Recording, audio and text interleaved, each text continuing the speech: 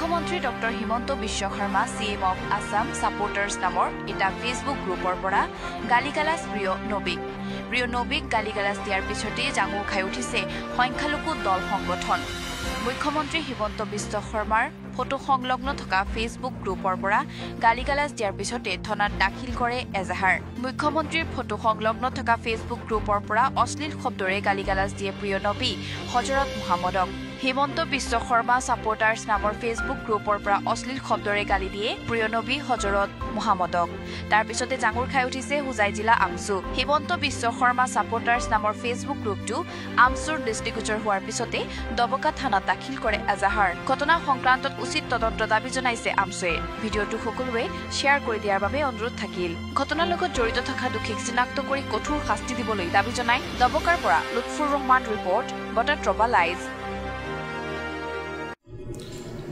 Himanta Biswa Sarma CM of Assam supporters নামৰ এটা Facebook পেজৰ পৰা আমাৰ প্ৰিয় নবী হজৰত মুহাম্মদক অতি নিম্ন ভাষাৰে অতি অশ্লীল ভাষাৰে অপমান কৰিছে, যিটো সভ্য সমাজত কোনো কাৰণতে গ্ৰহণযোগ্য নহয়। যিটো ভাষা আমি সামাজিক মাধ্যমতেই হওক বা অন্যান্য মাধ্যমত আমি প্ৰয়োগ কৰিব নোৱাৰোঁ, এনেধৰণৰ এক বেয়া ভাষাৰে তেখেতক অপমান কৰিছে, যাৰ ফলত এটা ইছলাম ধৰ্মাৱলম্বী লোকসকলৰ ধৰ্মীয় অনুভূতিত চূড়ান্তভাৱে আঘাত পৰিছে।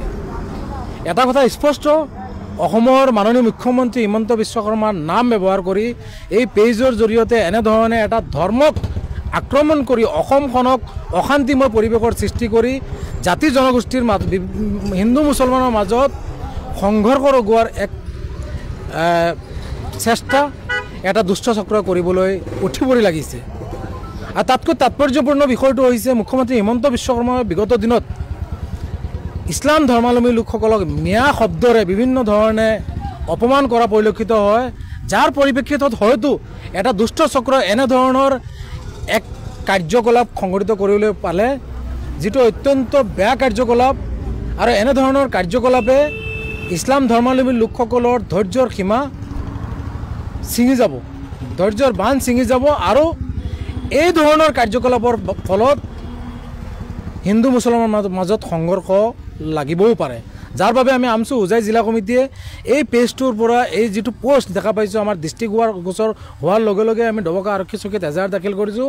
আমি স্পষ্টভাৱে দাবী জনাব বিচাৰিছোঁ আৰক্ষীয়ে অতি কম সময়ৰ ভিতৰতে ক্ষীপ্ৰতাৰে তদন্ত কৰি এই কাৰ্যৰ লগত জড়িত থকা দুষ্কৃতিকাৰী অপৰাধীবোৰক গ্ৰেপ্তাৰ কৰিব লাগে, কঠোৰ শাস্তি দিব লাগে। এই সমগ্ৰ বিষয়ৰ ওপৰত মুখ্যমন্ত্ৰী হিমন্ত বিশ্ব শৰ্মাই লক্ষ্য ৰাখি তেখেতৰ নাম ব্যৱহাৰ কৰি এনেধৰণৰ কাৰ্যকলাপ যিসকলেই কৰিছে তেওঁলোকৰ বিৰুদ্ধে কঠোৰ পদক্ষেপ ল'বলৈ আমি দাবী জনাইছোঁ। অন্যথা আমি ভাবিবলৈ বাধ্য হ'ম যে তেখেতৰ নাম ব্যৱহাৰ কৰি যিসকল দুষ্ট চক্ৰ এই কাৰ্যকলাপ কৰিছে, এই কাৰ্যকলাপত হয়তো তেখেতৰ পৰোক্ষভাৱে হয়তো সমৰ্থন থাকিব পাৰে।